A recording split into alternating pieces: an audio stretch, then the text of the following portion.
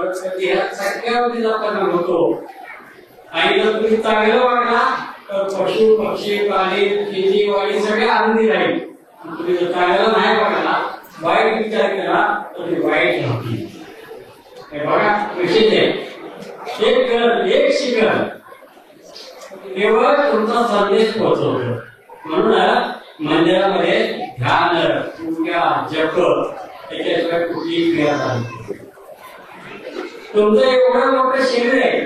आता आम्ही सांगितलं की पंचमहाभूत आहेत. बातमीमध्ये पंचमहाभूत आवडले 5 गड आहेत 5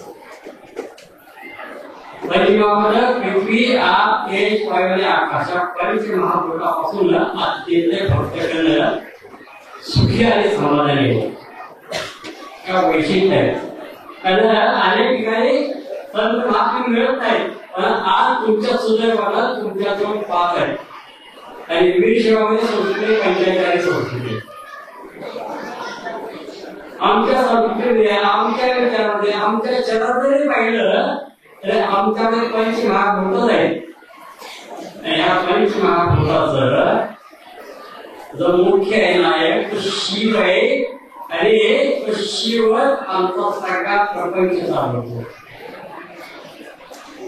हा प्रपंच चालवत असताना चालता येतं बोलता येतं सगळ्या गरबा आपल्याला बांधता येते गोवाला वगैरे सगळे घेता येतं सगळ्या क्रिया करता येतात.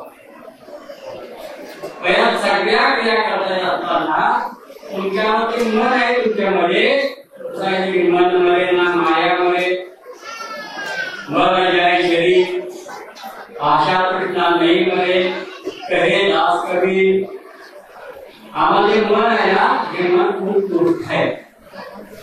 खूप विचार करतं इतके विचार करतं की संध्याकाळी जेवण झालं की विचार करून फटतं आणि